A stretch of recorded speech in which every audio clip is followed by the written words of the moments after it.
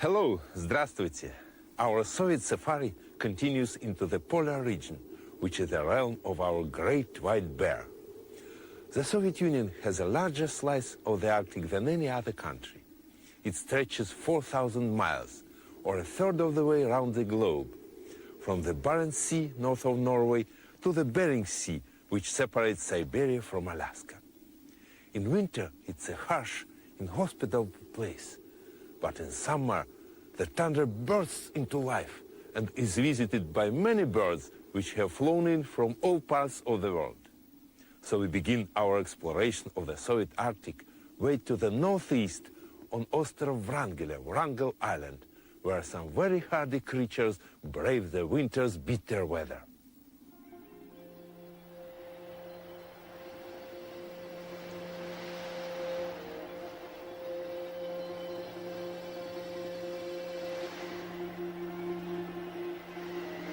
It's night in the realm of the great white bear, and it's 50 degrees Celsius below zero.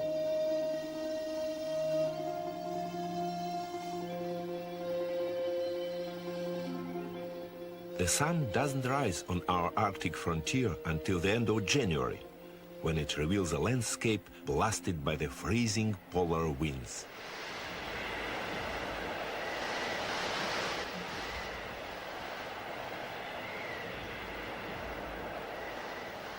Shelter to predated she-bear has been beneath the snow since October.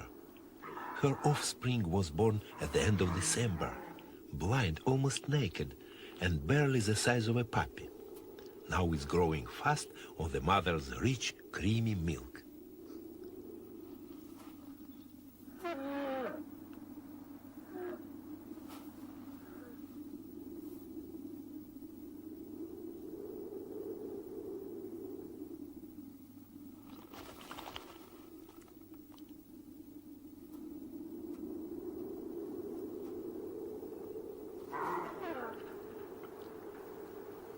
It will be several weeks before the cubs are strong enough to follow their mother out onto the sea ice to hunt seals.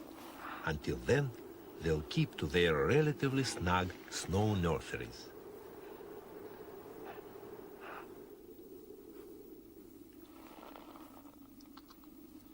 But polar bears are not the only animals to endure the Arctic winter.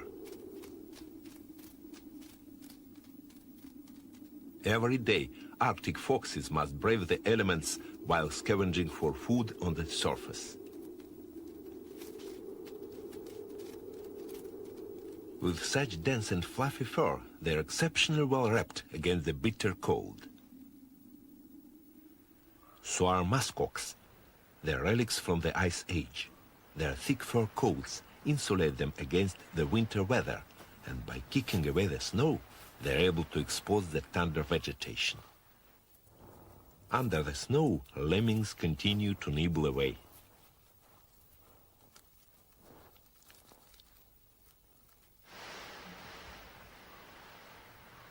As the hours of daylight lengthen, the polar bear cubs become stronger and spend more time out in the open.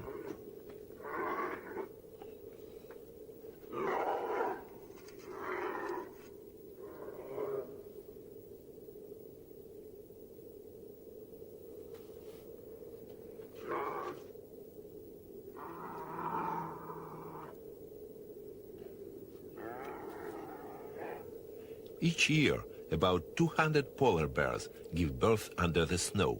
That's why Wrangel Island is so important as a nature reserve.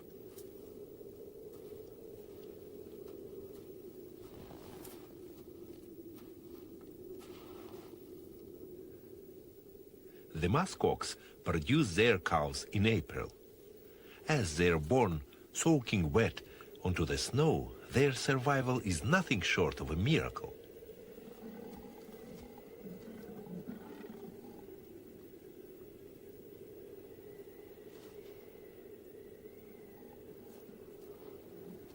They take a little while to gather their strength before taking their first drink of warm, nourishing milk.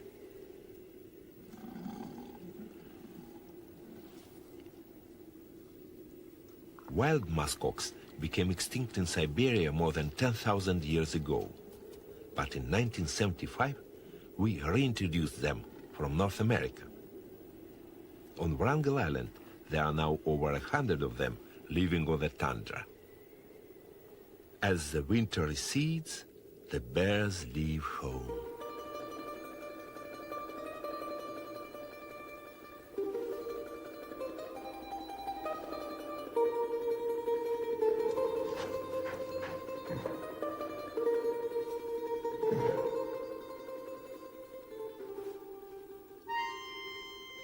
Their destination is the Arctic Ocean, which is still frozen and traversed by pressure ridges.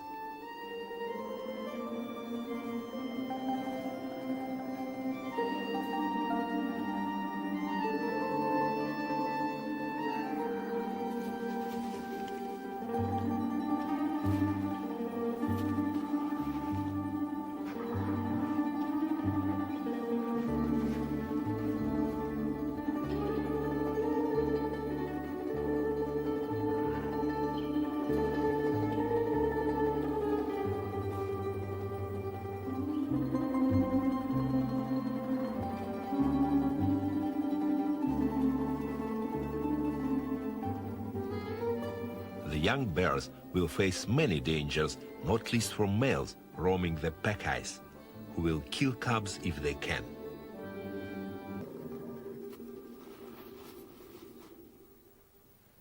In the Russian Arctic, there are about 10,000 polar bears, maybe a third of the world population, and many wander across the ice to Canada or Alaska. Out over the frozen Chukchi Sea, around Gerald Island, Soviet and American scientists are working together to track the bear's movements.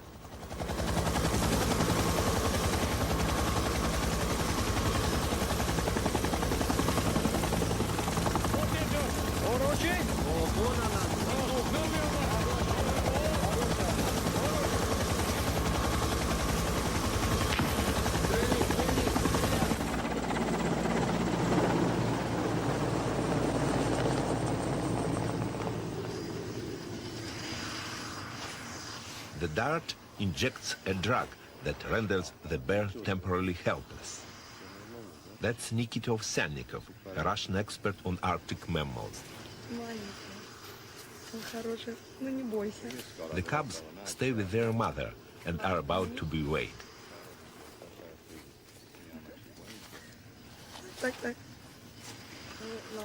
Хорошо. Так, подвяжите его немножко.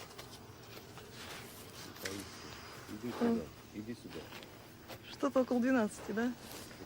The purpose of this operation is to fit the female with a radio transmitter, which sends signals directly to a satellite. We call them Sputniks. And the information enables the scientists to keep track of the female and her family during the summer months.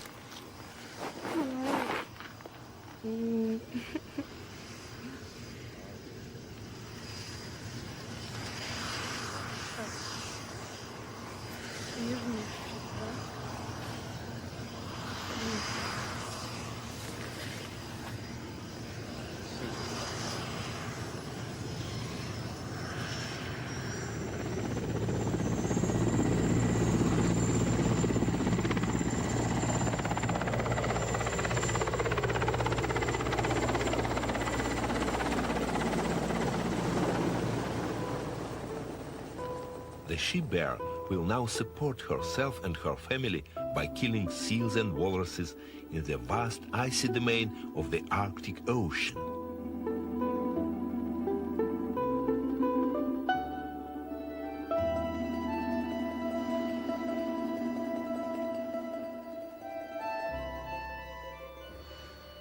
The northern rim of the Russian Arctic is treeless tundra. Underlain by permafrost and covered by frost-resistant plants, the landscape is dissected by thousands of meandering rivers which flow north into the Arctic Ocean. By the end of May, it's still frozen, but 200 million birds from all over the world stream into the tundra to breed. Among them are rare red-breasted geese.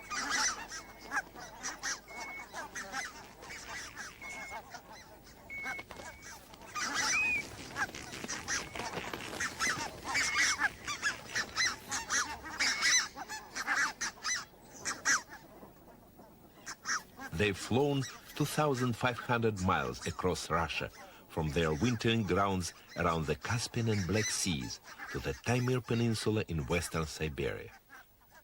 About 5,000 pairs nest here each year.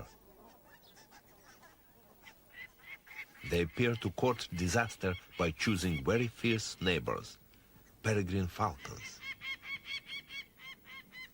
Within 30 meters of the falcon's nest, 10 pairs of geese have settled. There's one of the nests on the right. But this is no dangerous liaison. Foxes are the real enemy. Birds of prey rarely hunt close to their own nest, so the geese are not attacked. The geese benefit from the association because the aggressive falcons keep the marauding foxes at bay.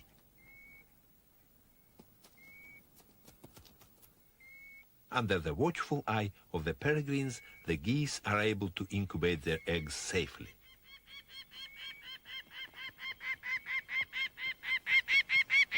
Further to the east, other special visitors arrive on the tundra.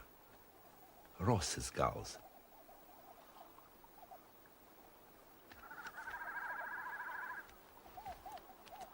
Most of the year, they live by the edge of the Arctic pack ice, and their Siberian nesting sites were only discovered at the beginning of this century. Their exquisite pink coloration comes from the planktonic shrimps on which they feed when they are at sea.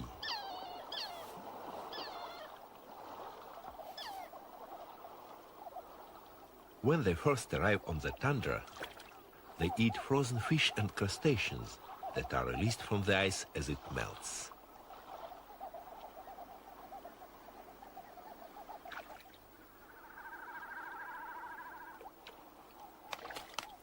Within a few days, they begin to breed.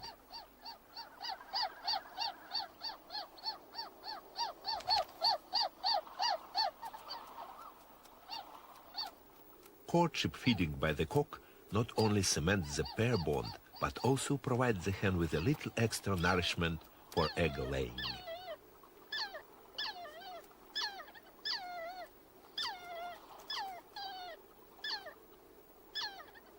At the beginning of June, the Ross's gulls mate and make their nests by the tundra pools.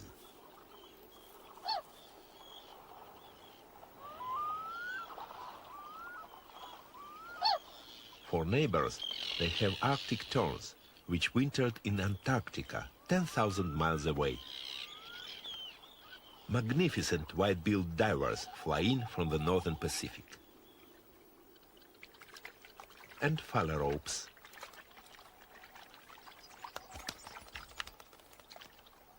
The brightly colored hens do the courting, and the cocks look after the eggs and chicks.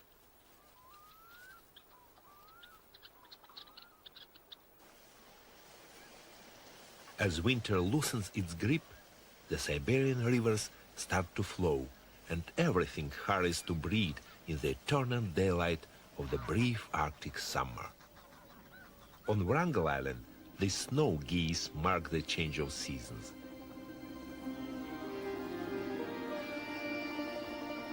"60,000 of them arrive from the Sacramento Valley of California to nest in the Siberian Arctic.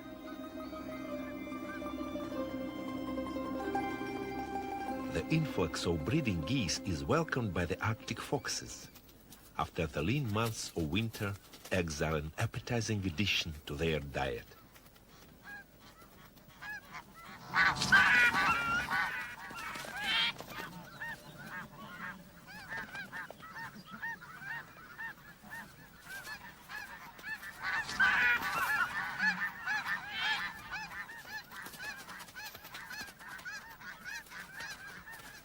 Lemmings are the fox's favorite food, but should these rodents be in short supply, the geese are raided more than usual.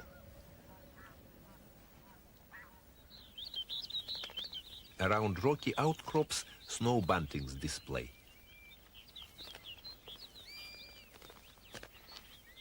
These circumpolar birds are the most northerly of the seed-eating buntings.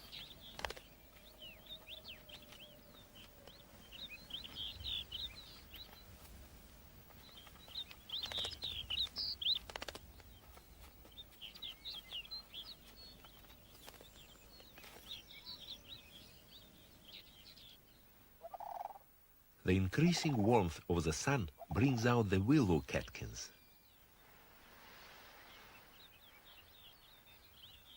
They're full of nourishment and taken by willow grouse, which survived the winter on a poor diet of twigs. Now there's good food full of protein.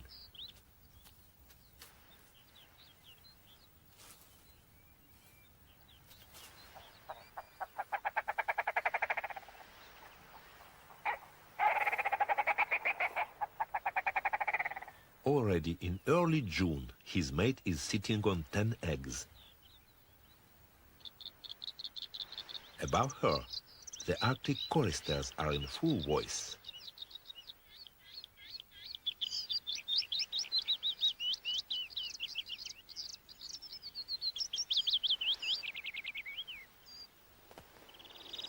As there are no trees on the tundra, many birds sing in the sky. This is tmss stint. It's one of the smallest of waders and has flown here from Southeast Asia. But not all birds have splendid voices. Some are designed to be seen from far off, like ruffs.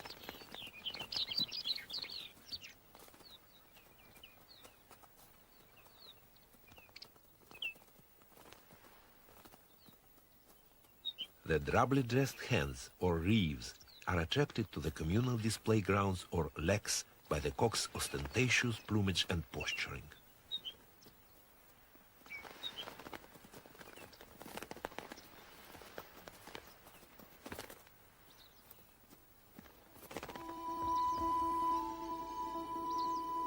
In these latitudes, there are only two seasons. Winter gives way directly to summer. The mixing of warm and cold air creates banks of fog and cloudy skies, making the Arctic one of the most overcast regions in the world.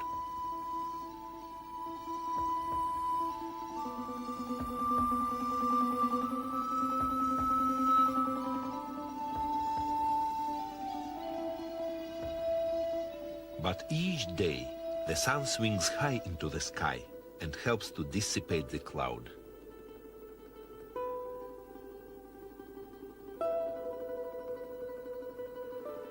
The heat melts the last snow and ice of winter, but the permafrost prevents much of the water from draining away, which is so good for waders and wildfowl. The summer's warmth also rejuvenates the tundra vegetation, a dense mat of prostrate plants, mosses and lichens, which are food for lemmings, muskox and reindeer.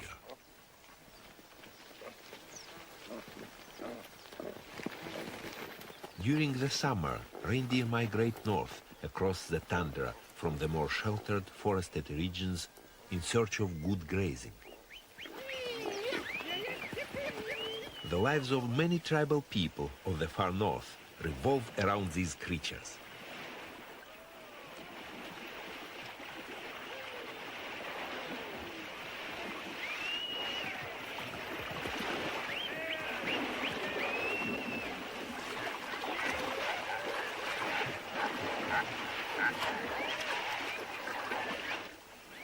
There are over 3 million reindeer in the Russian Arctic.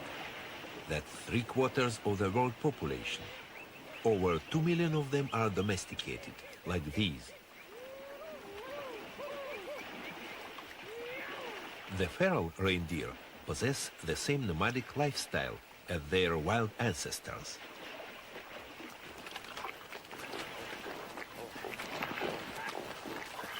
The herders and their families camp along the migratory routes and live in tents made of skins called yarangas. These are Chukchi from Kolyma, a remote region of Siberia.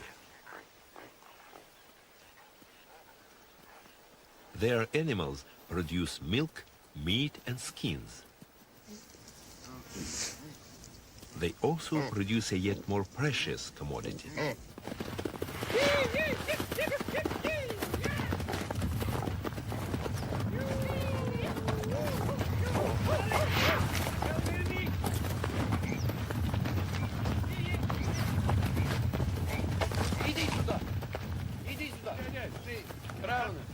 Chukchi remove the newly growing antlers still covered in velvet. These are exported to Southeast Asia, where there is a profitable market for aphrodisiacs, both real and imaginary. The reindeer will grow new antlers next year.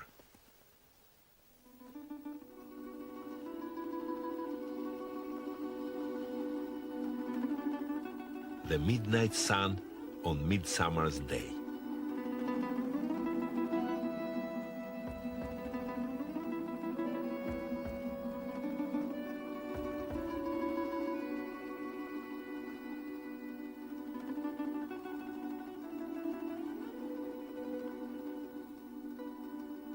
The ice still lingers on the Chukchi Sea. Despite the coolness, these northern waters are bountifully rich and support a wealth of wildlife. Huge seabird colonies are located around our northern coast. These cliffs on Wrangel Island are settled by thousands of guillemots and kittiwakes.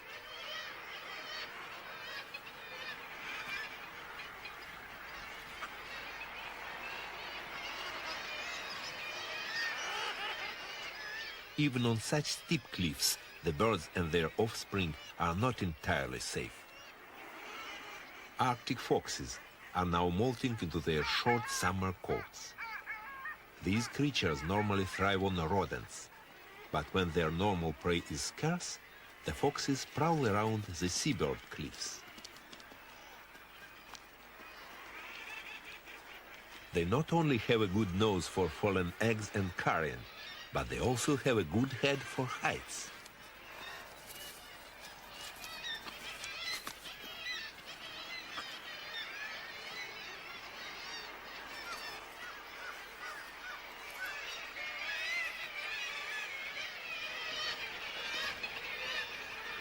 Most of the nests are beyond the fox's reach.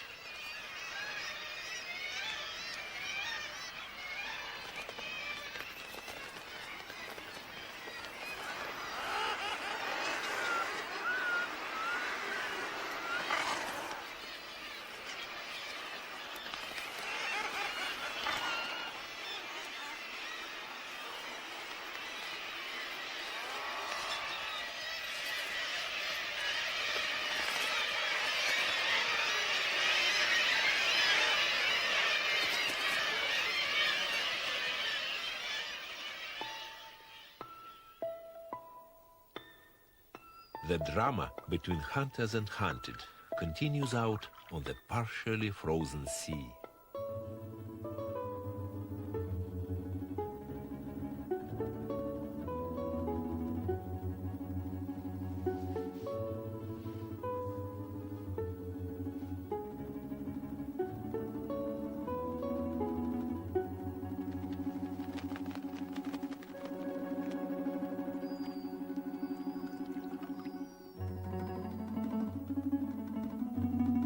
Accompanying their mothers, the young polar bears have had their first taste of seal flesh. They are developing a prodigious appetite and are putting on weight.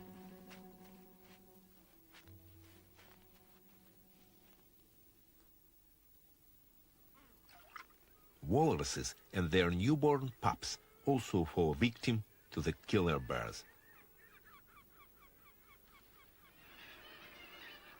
By early July, it may reach 30 degrees Celsius at ground level, and the Arctic flowers burst into bloom. The short season means that many take 2 years to set seeds. Arctic poppies focus the heat of the sun onto their reproductive parts.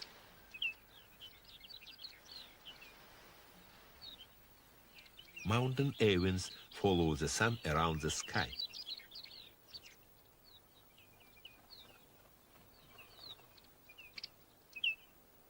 Pollinating insects are abundant at this time of the year, especially furry bumblebees. They can keep warm and active even when it's cool.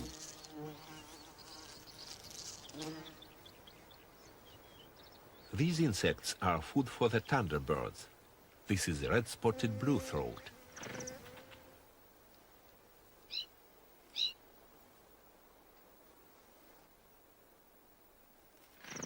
With constant daylight, they can feed their nestlings round the clock. That's why so many birds travel to the Arctic to raise their families.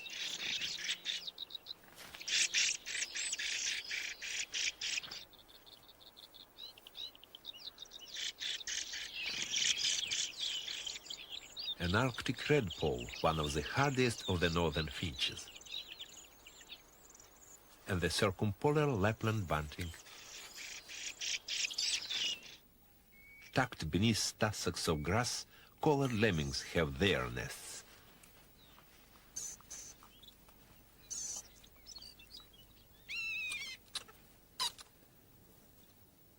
Lemmings are a crucially important resource in the Arctic economy. The numbers of these rodents determine the population levels of several predators, such as Arctic foxes and rough-legged buzzards.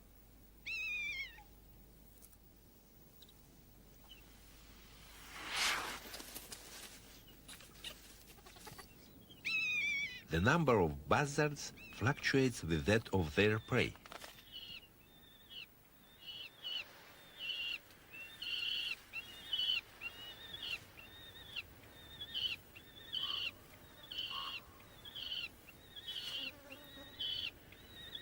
Every 3 or 4 years, when the lemming numbers peak, the buzzards breed well. Each pair may then rear 7 or more young.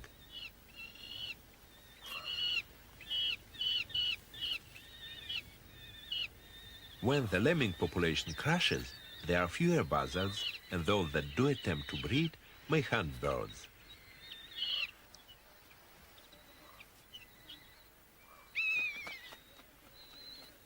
During the summer, a pair of buzzards needs over 1,000 rodents to rear its family, and this keeps both parents very busy. On Wrangel, at the moment, life is mostly play for the young foxes. But a snow goose arouses the cub's hunting instinct.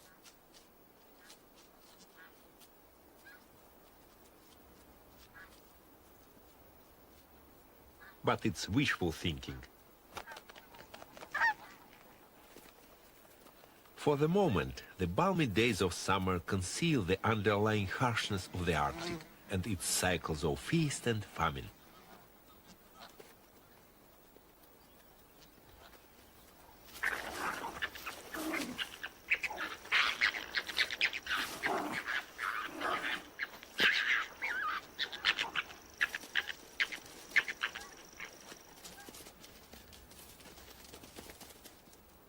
The vixen has searched unsuccessfully for lemmings. All she can offer her cubs is a dwindling supply of milk. Without lemmings, the outlook is unfortunately bleak for these cubs.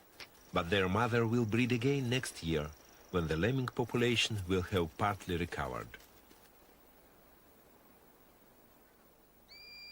But the birds are doing better.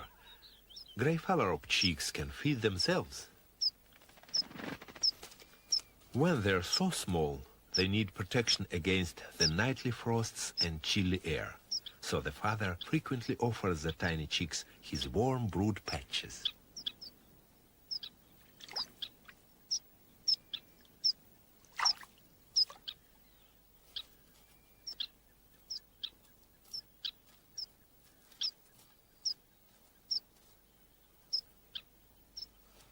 After a minute or two, they are revived.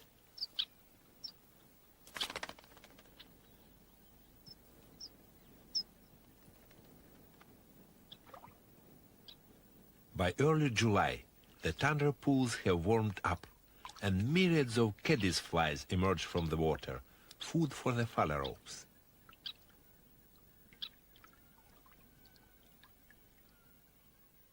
Beneath the surface, the ponds seethe with brine shrimps and the immature stages of insects. These are the larvae of mosquitoes, the scourge of the Arctic. At the height of summer, there may be tens of thousands of biting insects to a square meter.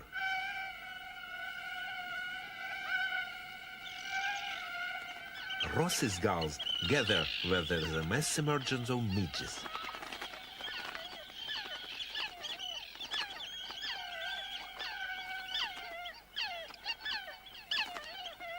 They are collecting food for their newly hatched chicks. The parents feed their young family for only a few days.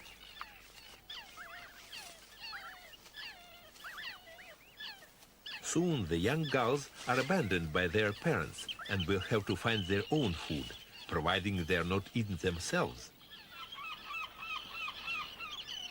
Murderous herring gulls are an ever-present menace. Although the adult Ross's gulls put up a spirited defense, only 1 in 6 chicks will survive.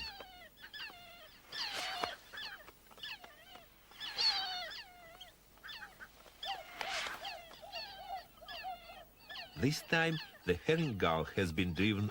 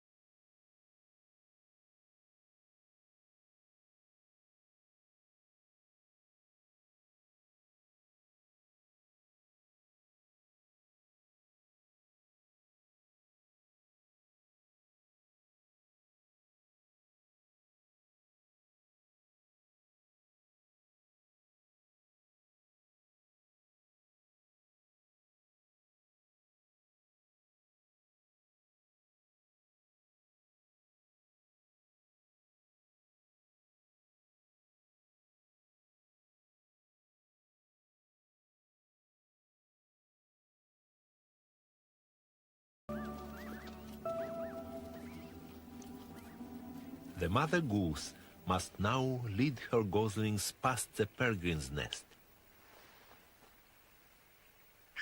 They are safe for the moment because the hen falcon is preoccupied with different prey.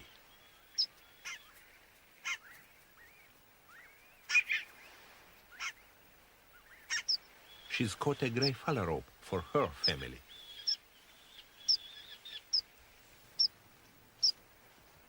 The mother goose has discovered the gully and must encourage her family to descend the steep cliffs to the river below.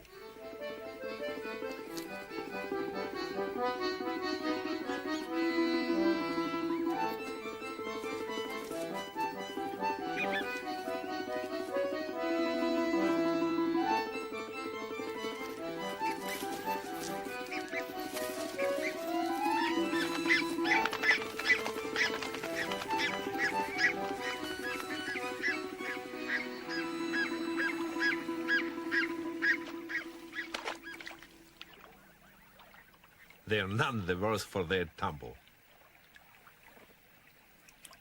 The future of these lovely rare geese may depend upon farmers in faraway lands.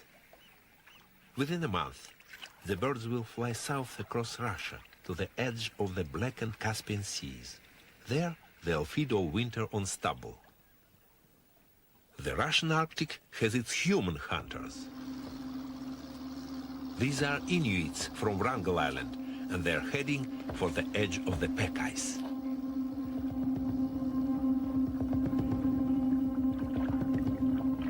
A polar bear returning to land.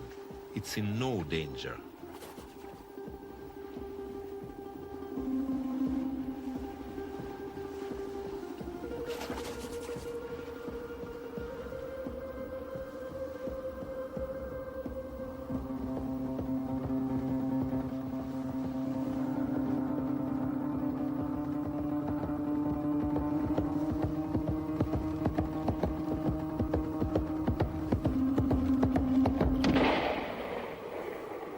Their quarry, walrus.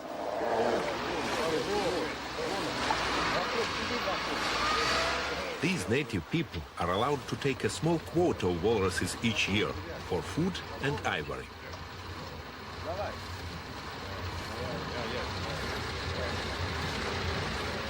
Давай, давай, давай. Давай. Давай.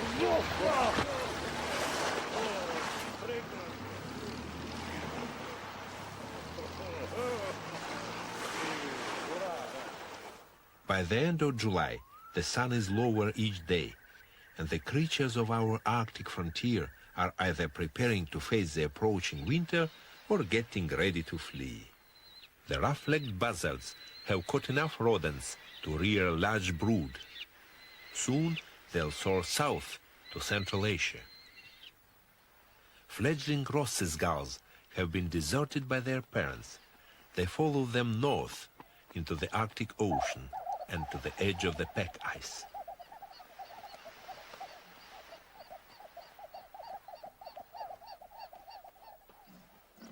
Muskox are once again fat and have grown their warm winter coats.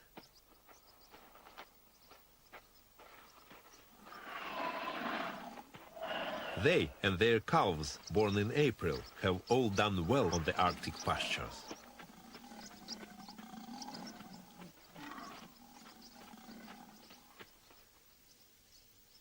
By early August, the first signs of winter appear, firstly on the higher slopes, and the snow geese and their families become restless.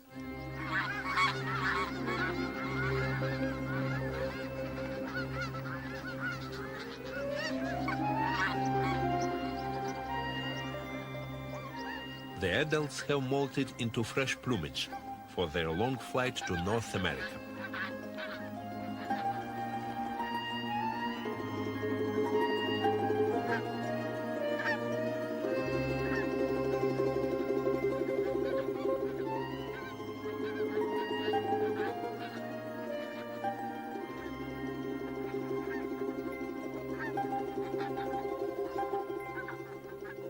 The sun now sets on the Arctic summer, and the hours of daylight begin to dwindle. This is when tens of thousands of walruses may gather for a few weeks on traditional beaching sites on Wrangel Island.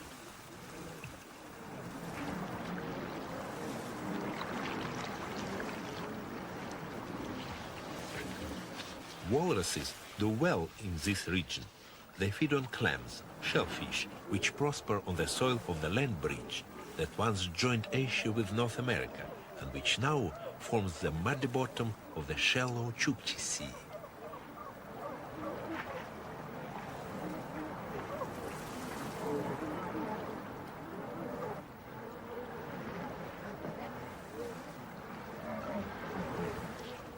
Many of these are females and their pups, which were born earlier this year on the pack ice. The walrus's excrement is nourishment for migrating phalaropes. And Ross's gulls pass by en route eastwards to the stormy waters of the Bering Sea. But the walruses attract more than a passing interest from great white bears.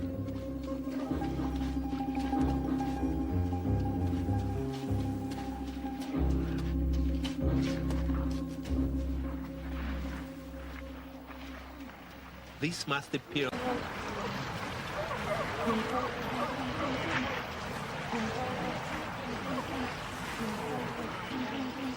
Although a big male polar bear is the most powerful of all four-legged predators, a healthy, thick-skinned walrus is just too large for him to handle.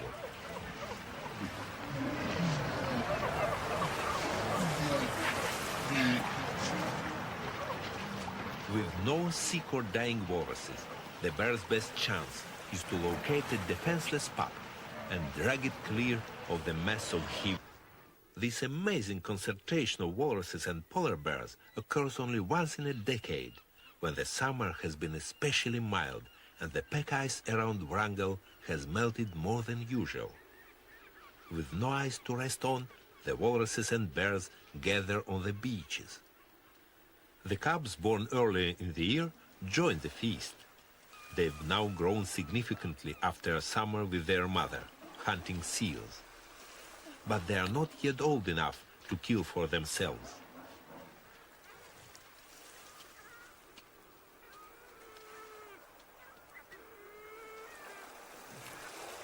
here, at least, there are plenty of carcasses to scavenge.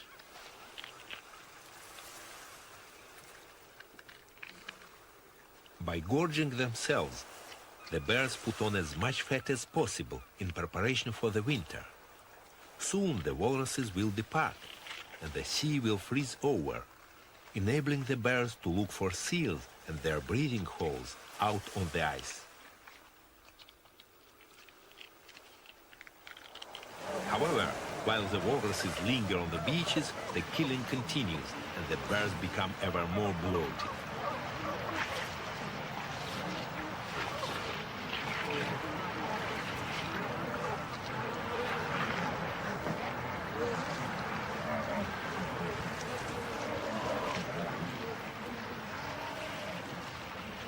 For a time, there's such a surplus of walrus meat that there's time to indulge in a little relaxation.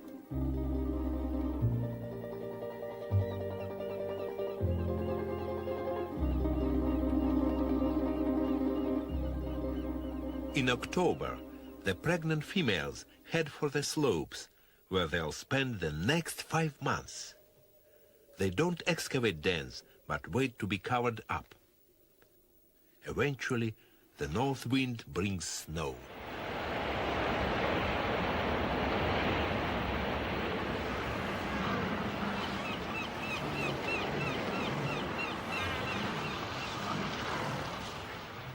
Male polar bears and the non-pregnant mothers with cubs remain active most of the winter. November ushers in the grim polar night. It's dark and the temperature plunges to 50 below zero. Only the hardiest creatures remain on this frozen frontier.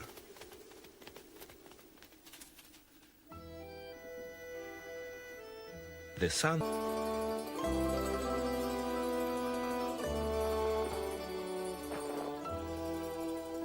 From the realm of the great white bear, we move south, below the Arctic Circle, into the heart of Siberia, where paradoxically it's even colder. So I hope you'll join me for the next stage of our exploration of the natural history of the Soviet Union. Goodbye, до свидания.